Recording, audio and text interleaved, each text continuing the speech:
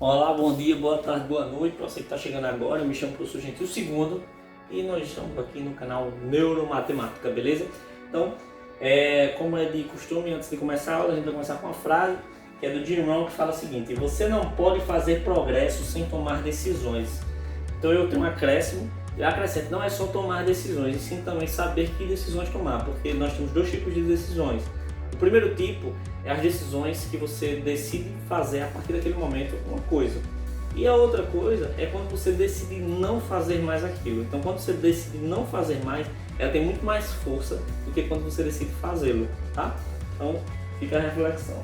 Então, a aula de hoje é uma aula especial, que é a aula de radiciação de matemática básica, e foi um pedido de uma seguidora do Instagram, que ela está com dificuldades para dar aula para a irmã dela mais nova durante a quarentena, e ela pediu para a gente fazer. Então foi muito bacana, porque ela entrou em contato e falou: não, a gente faz, e aí a gente está fazendo a pedido dela, em agradecimento pelo apoio do projeto e pela confiança, tá bom? Então, se você tiver sua dúvida, tiver seu comentário ou tiver uma sugestão de aula, você pode mandar, que a gente vai tentar te atender da melhor maneira possível. Então, a gente tem presença no Instagram, tá? E no Telegram. No Telegram, essa aula aqui já está disponível lá em slide, caso você queira baixar. Então, por favor, se inscreva lá também e aqui no canal, tá? Então é isso. Então, a aula de hoje a gente divide em três partes. A primeira parte é o que é a radiciação. A segunda parte é alguns exemplos disso. E a terceira parte são as propriedades. E aí eu vou deixar bem claro o seguinte: tem dois pontos importantes para você resolver os problemas de radiciação. Então, o primeiro ponto é você saber bem as propriedades. Então, se você souber as propriedades bem, você consegue desenvolver com muito mais facilidade as questões, se você aliar as propriedades que você sabe com a sua capacidade de criatividade. Você vê um problema e vê como é que aquelas propriedades que você sabe se encaixam ali. Então, se você fizer isso, a maioria dos problemas de radiciação vão ser resolvidos, tá bom? Então, vamos lá. O que é? A radiciação é uma operação, tá? E ela fica ali permeando entre a multiplicação e a potenciação. Ela é uma prima próxima das duas. E a definição dela é o seguinte: chamamos de A de radicando, N de índice, de acordo com o seguinte símbolo. A sequência é essa aqui. Então você tem uma raiz, né? Isso aqui a gente chama de raiz, esse símbolo, de A no índice N. Então, você pode ver que aqui esse A ele não está elevado a nada, é como se ele tivesse elevado a 1. Isso aqui é a raiz enésima de A. Daqui a pouco a gente vai falar sobre isso e a gente vai entender. De uma maneira mais generalizada, se eu tiver uma potência aqui, no A elevado a alguma coisa, isso aqui pode se escrever como uma potência fracionária, certo? Então, ó, a raiz enésima de A elevado a P, ela é A elevado a P sobre N, tá? Então, para ficar mais claro, saem alguns exemplos. Então, por exemplo, raiz quadrada, porque está o 2, né? Vem de A ao quadrado, de 9. Ou raiz de 9, ou seja, isso é uma maneira de você representar esse 2. Na raiz você não precisa colocar o 2, se o índice for 2. Você basta botar raiz, que já está subentendido que é 2, tá? Então, esse aqui é raiz quadrada de 9, que vai dar 3. Pois 3 ao quadrado, ou seja, elevado a esse índice aqui, que é igual a 3 vezes 3, vai dar 9, tá bom? Então, na verdade, a raiz de um número, entendeu? A raiz enésima de um número vai ser igual a um número que é vezes ele mesmo.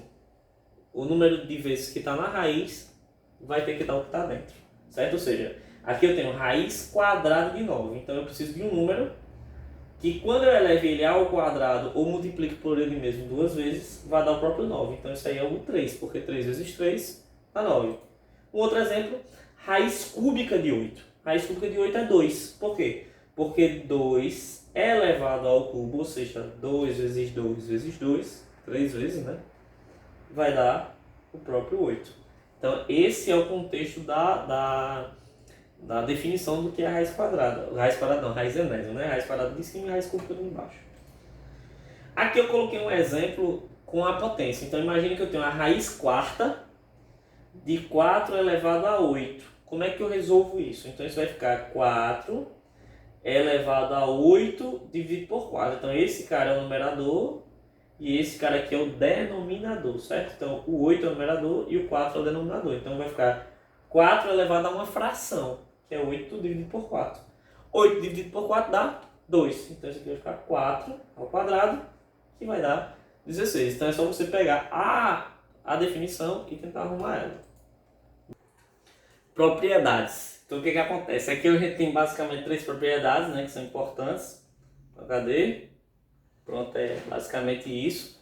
Então é o seguinte, eu tenho aqui muitas questões, você tem raiz da raiz da raiz.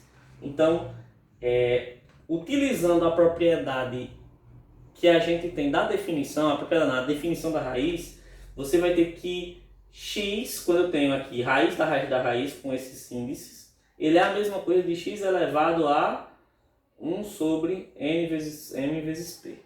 Tá?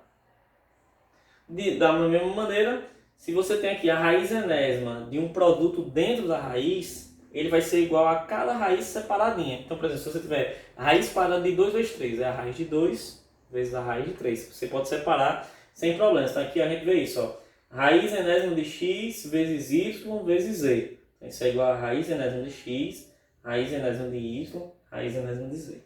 Tá? E se você tiver uma divisão, como a divisão e a multiplicação são parentes, né?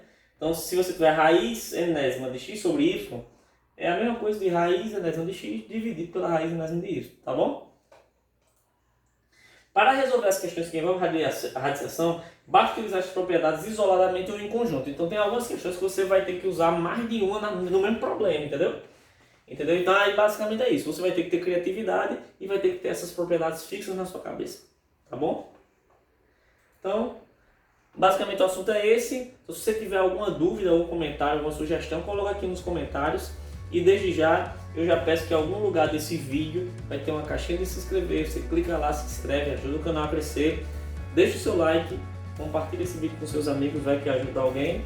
E por hoje é só. Obrigado, galera. Valeu e até a próxima. Falou!